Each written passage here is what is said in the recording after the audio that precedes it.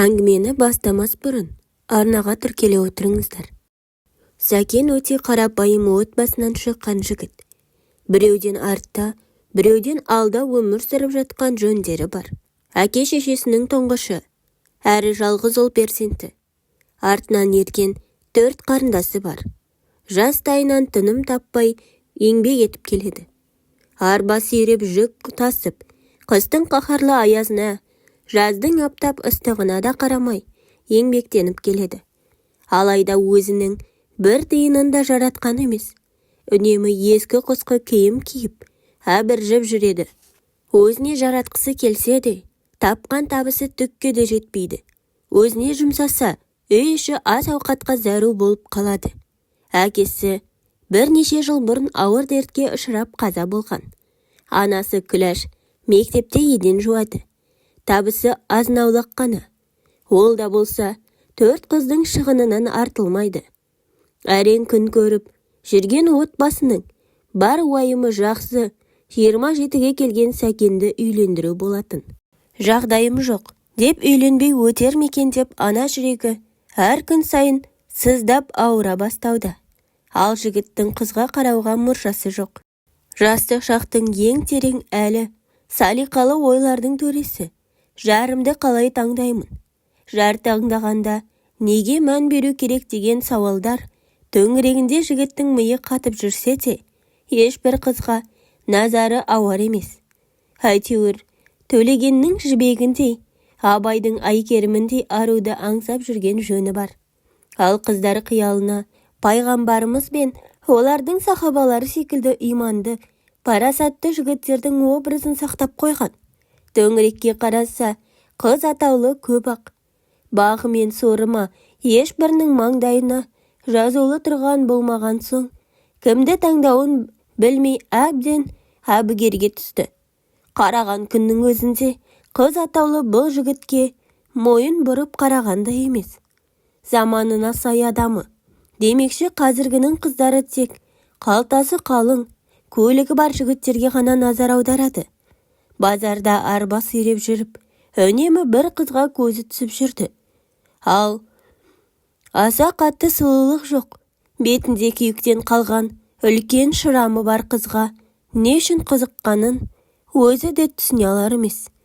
Жігіттің назары өзіне түсіп жүргенін байқаған Алтынайдың да жүріс-тұрысы өзгеріп, жігіттен алғаш қадамды күтіп жүрді. Қыздың кетар емес екенін сезген жігітсе, танысуға бел байлап, жақын барып сөйлесті. Екеуінің әңгімесі жарасып, махаббат сезімдері бүршік жарып, бақыттан бал-бұл жайнап жүрді. Жақын таныса келе Алтынайдың бай-бақуатты отбасыдан шыққанын білген Сәкен, бұл махаббат хикаясының алысқа ұзамасын сезіп, өзін қыздан аулақ ұстауға тырысты. Алайда жан тәнімен жігітке ғашық болған қыз байғұс бұл махаббаттан оңайлықпен бас тарта қоймады. Жігіттің қыр соңынан қалмай, мән жайды анықтап шешпек болды. Сәкен, саған не көрінді? Неге менен қашып жүрсің? Алтынай, түсінші, біз бір-бірімізге тең емеспіз. Мен сені үлде мен бүлдеге орап, алақанымда аялап өте алмаймын. Оның үстіне мына базардың тең жарты орны ағаларың мен әкеңе тиесілі екенін менен неге жасырдың? Мен сені өзім секілді қарапайым қара жұмысшы болса керек деп ойлап едім.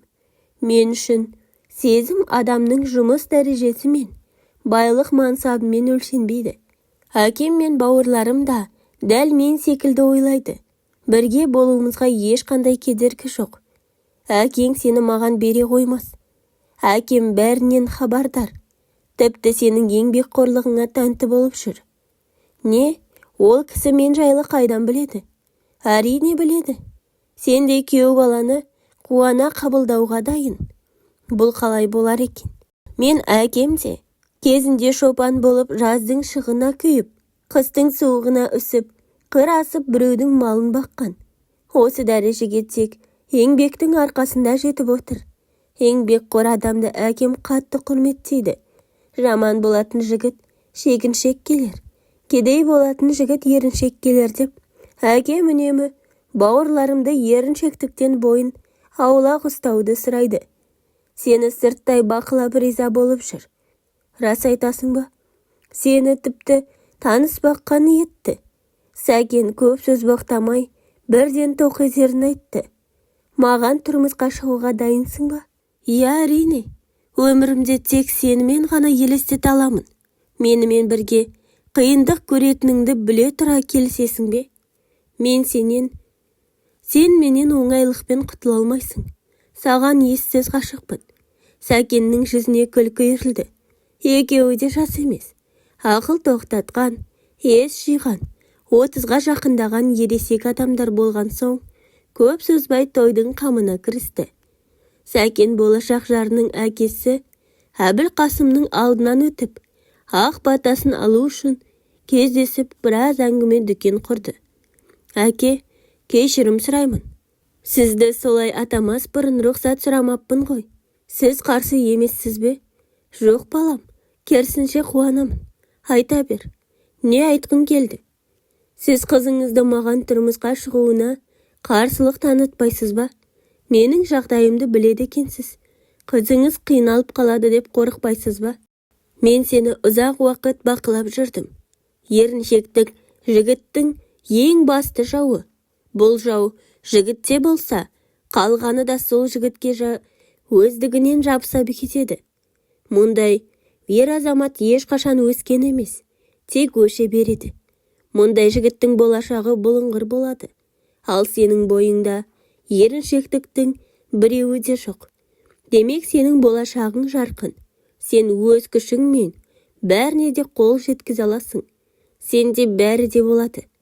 Міне, сол үшін қызымды еш алаңсыз саған аманат етпекпін. Бірлесе, барлық қиындықтан өтіп, жарқын болашаққа қадам басатындарыңа мен сенімдімін. Рахмет, әке. Мен әкемнен ерте айырылып, жүрегім мұстап, өзімді түкке тұрғысыз біреу санаушы едім. Сіздің мына ісіңіз жаныма жылу сыйлады. Өне бойыма ерекше бір күш бітіп, тап бір иығымнан ауыр тас түсіп қанат біткендей күй кешіп тұрмын. Сіздің үмітіңізді ақтауға тырысамын. Мен саған сенемін, балам. Осылай Алтынай болашаққа Сәкенмен бірге қадам басты. Жапырлай жүгіре, келіні мен ұлының алдынан шыққан Күләш екеуін де ыстық құшағына орап, шөпілдетіп сүйіп жатыр. Айналайын келінжан, жаңа үйіңе қош келдің.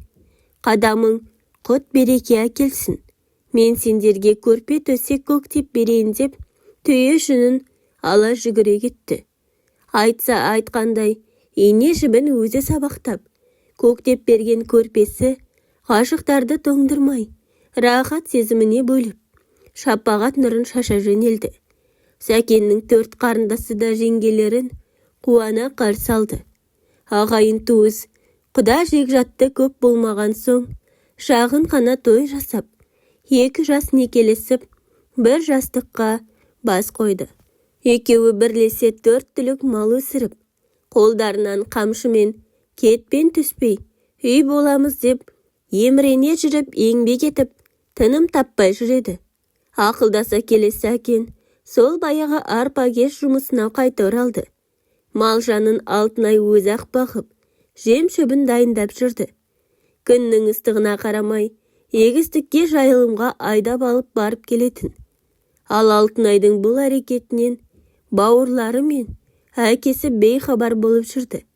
Бір күні ескертусіз қыздарын іздеп қонаққа келсе, кіші қайын сіңілісі жеңгем мал бақып кеткен деген жауапты естіген. Алтынайдың төркіні әбден абдырап қалды. Дереу жас жұбайлардың бірін базардан, бірін даладан шақыртып алды. Қызым-ау, мұның не сенің? Мынадай аптап ыстықта, күннің ыстығында мал бағып жүргенің қалай? Әке, әр адам өз тіршілігін өзі жасауы керек емес пе? Мен үшін мал бағу қиын емес. Сәкен таңнан кешке дейін базарда арба сүйреп жүргенде, мен қалай қарап жатамын. Азын-аулақ ақшаға 1 сауын сиыр алып едік. Сүт айранын өткізіп, аз-маз шай пұл тауып жүрген жөнім бар. Мұның дұрыс әрине, бірақ сен нәзік жанды әйел екеніңді ұмытпағаның абзал. Я, білемін әке. Айбар балам, сенің ерлер киімін сататын базардағы орныңның біреуін күйеу бала мен қызыма бер. Екеуі жүргізсін. Адал еңбекпен мал іздемек, ол арлы адамның ісі деп үнемі айтушы едіңіз ғой. Дайнас қатық қасық болып, ағамның дүкенін біз қалай иемденеміз? Мен саған тегін ал деп тұрғаным жоқ қызым. Тегін дүниенің ешқашан құны болмайды. Саудаларың жүріп жатса, біртіндеп төлеп отырасыңдар. Перзентті болып үлкен жауапкершілік арқалағанға дейін үй тұрғызып, жағдайларыңды ретке келтіріп алыңдар. Әке, сізге көп рахмет. Әбілқасым күйеу баласының қолына дүкеннің кілтін ұстатып кетті. Сәкен мен Алтынайдан риза болып, қонақтарын күтіп шығарып салды. Бұл түн олар үшін әдеттегіден ұзақ болды. Екеуі де таңды көз ілмей асыға күтті. Күн сәулесі көріне бастағаннан ертемен базарға қарай жол тартты. Екеуі бірлесіп, дүкенді ашып, киімдерді реттеп, қызу саудаға кірісе кетті.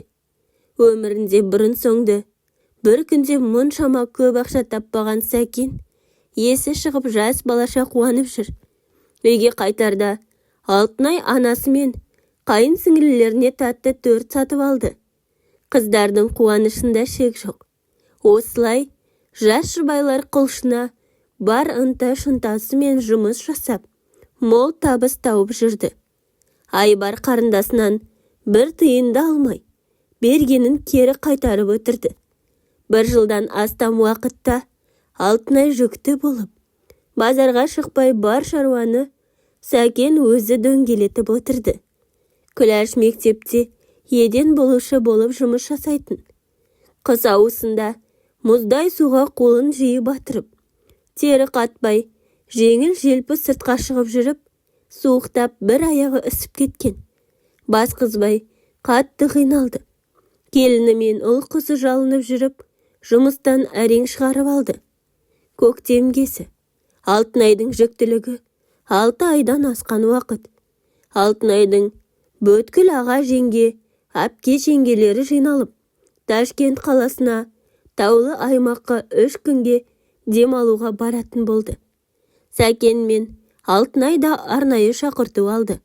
Алтынай, өзің білесің, үйдің асыраушысы мен ғана. Бір күндік табыстың өзі біз үшін аса маңызды екенін өзің білесің. Жақында ұлымыз дүниеге келеді. Оған дейін мына үйді ретке келтіріп алайық. Мен жалғыз барамын ба? Бармасақ ағаларым не ойлайды? Мыналар ақшадан қиналып жүр деп ойлауы мүмкін. Сен онда Назеркені ерте кет. Ол да қызық көріп қайтсын. Иә, Бекеш байғұс менің аяқ қолымды жерге тигізбей, күндіз түні жанымнан ажырамай шапқылап жүруде. Ол да шаршаған болар. Аздап демалып, көңіл сергітіп қайтсын. Бұл ұсынысты Назерке қуана қабыл алды. Жеңгесі екеуі базар аралап, жаңа киімдер сатып алып демалысқа қызу дайындалды. Бір жағынан мектеп бітірер жылында ойын басқаға бөлгісі келмегенмен, бұл ұсыныстан бас тартқысы келер емес. Ақыр соңы баруға бел буды. Назерке ылғи да жібектей мінезімен, уыздай тәтті қылығымен, әдеп ізетілігімен, имандылығымен, күміс күлкісімен адамды өзіне еріксіз баурап алатын қыз. Күләш балаларын тәрбиелеуде күш көрсету, қорқыту тәсілдерінен бойды аулақ ұстап, оларды мәпейлеу, иландыру, сендіру әдістері арқылы үлгі өнеге көрсетуге ерекше мән берген. Назерке көз жанары өткір, бет әлпеті балбұл жанған, дене бітімі шымыр қыз. Көптен күткен күнде келді. Жеңгесі мен қайын сіңлісі екеуі жолға дайын. Назерке өмірінде алғаш рет бой жеткен қыздай әрленіп, сәнденіп, кіндігі ашық киім киіп шықты. Бұл ісі Күләшқа ұнай қоймады. Қызым, қызы бар үйдің қыдыры бар дегенде, лайық бол. Жұрт сені көргенде, не деген жақсы қыз. Шіркін, осы менің келінім болса деп, там санатындай болсын. Анашым, Қазір ода осындай. Қызым, сен болашақ анасың. Ал өмірге адам әкелу, оны өсіру оңай шаруа емес. Дені сау баланы өмірге әкелу үшін сенің де денің сау болу керек. Сондықтан ең алдымен кіндігіңді көрсетіп, киінуші болма. Бұл қазақта жаман ырымға жатады. Кіндігі ашық қызға шайтан үйір болып, абыройы төгіледі. Іш кірне ауруына шалдығады. Анашым, бұл менің төсімді, немесе басқа жерімді ашып қойғаным жоқ қой. Жай ғана кіндігім ашықтырса не болыпты? Кіндік қасиет, кіндік өзен, кіндік өмір. Нәрестеде кіндік арқылы анасымен байланысып, өзіне қажетті қорек пен азықты да осы кіндік арқылы алады емес пе? Кіндікті аса қадірлеген ата-бабаларымыз нәрестенің кіндігін кесуде де ерекше мән берген. Ұл баланың кіндігін үй күшік болмасын деп қырдан асырып көмген. Ал қыз баланың кіндігін үйдің құты болсын деп от басына ошақтың түбіне көнген. Сондықтан кіндікпен ойнама. Кіндік кескен жер, кіндік қаны тамған жер деп те киелі, отан текке айтылмаған. Назерке мен жеңгесі екеуі әуре саусанға түсіп, Күләштің сабасына түсіріп, әрең қашып құтылды. Күләш іштей қынжылып жүрегі, алай-дүлей болып жаны жай таппай қала берді.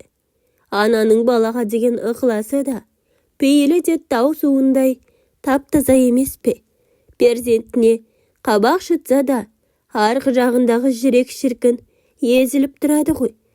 Ұл қызына қанша ашуланса да, олардың көздерінен шыққан әр тамшы жасымен қосылып өзінің жаны шығып кете жаздайтыны тағы бар.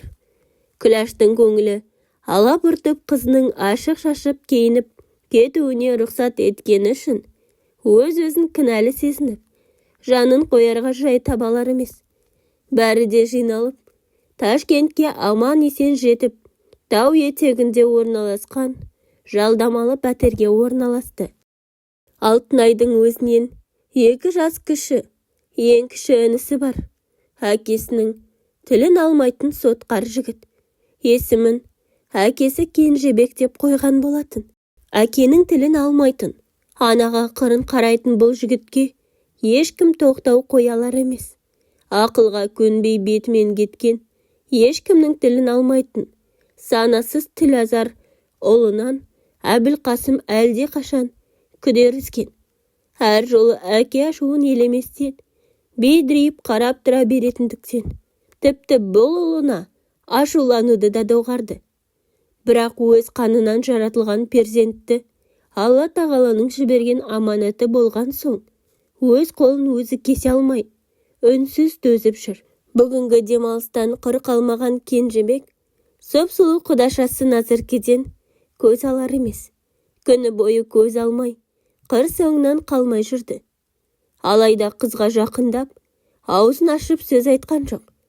Үнсіз бақылап, мінсіз мүсініне қарап сілекейі шұбырып жүрді. Тауға шығып серуендеп, бей-билеп бәрі де керемет көңіл көтерді. Кешкі астан соң еркектер бильярд ойнауға кетті. Ал әйелдер болса, өсек айту үшін бәрі бас қосып, бір бөлмеге жиналды. Өзіне жансақ, ортамен әңгімесі Назеркеге аса ұнай қоймаған соң, жеңгесі екеуінің жалдаған пәтеріне барып жатып қалды. Тамаша өткен, есте қалатындай, тәтті күннің әр сәтін ой өлегінен өткізіп тәтті қиялдың жетегінде терең ұйқыға кетті. Күні бойы жаяу жүріп, әрі секіріп әбден билеген соң, қыздың денесі ауырсынып, көзін ашуға мұршасы жоқ. Төсегіне біреудің жақындап келгенін сезіп жатса да, көзі аштырар емес. Бір сәтсе, қос анарына біреу қол салып мыжылай бастады. Үстін зіл басып қалғандай қозғала алар емес. Денесіне қол тимеген бой жеткен, не болып жатқанын ұғыналар емес. Бөлме іші тас қараңғы. Көзін әрең ашып, үстіне мініп алған ер адамды байқады. Сен кімсің? Не істеп тұрсың, тарт қолыңды? Жібер мені. Үндеме, Сені бір ешкім естімейді. Күні бойы бөксеңді жалтыратып, мені қоздырған өзің кінәлісің. Сен де осыны қаладың емес пе? Қане кел, өмірден ләззат алайық. Жібер мені, көмектесіңдер. Сені ешкім естімейді. Еркек атаулының бәрі шараптарын ішіп масайып жатыр. Әйел кіндіктің бәрі жарыса өсек айтуда. Қарсыласқаннан еш пайда жоқ.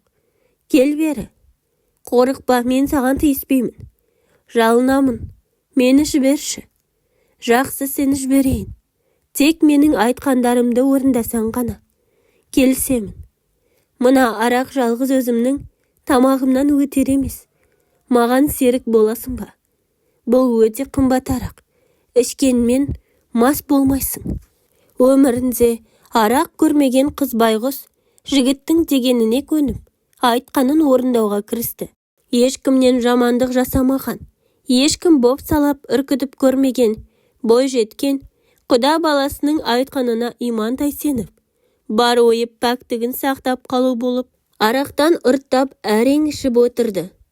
2 стақаннан соң көз алды бұлдырап, денесі балқып аяғында тік тұра алмай қалды. Денесін қозғалталар емес. Оңбаған құда баласы қыз байғұстың үстіне мініп, тыр жалаңа шешіндіріп, бүкіл дене мүшесін лас қолымен былғады. Қыздың арын таптап, пәктігін ұрлады. Өмірін ойран етті. Өмірі арақ ішіп көрмеген қыз байғұстың естен танып, тірі өлікті ұйықтауына 2 стақанның өзі жеткілікті болды. Алтынай жүкті болған соң, ұйқыға жерік болып, әпке жеңгелері әңгіме айтып жатқанда, ол ұйықтап кеткен болатын. Әрі еркектерде таңға дейін оралмаған соң, әпкесінің пәтерінде қалып қойды. Күн сәулесі бетіне түскен Назерке қара терге түсіп ұйқыдан шошып оянды. Түндегі болған оқиға жаман, түс көргендей, еміс-еміс есінде қалған. Бұл түс болса екен деп, Аллаға жалбарынып, көз жасын бір сығып алды. Түс емес екеніне сенімді болатын. Орнынан тұрмақ болып еді.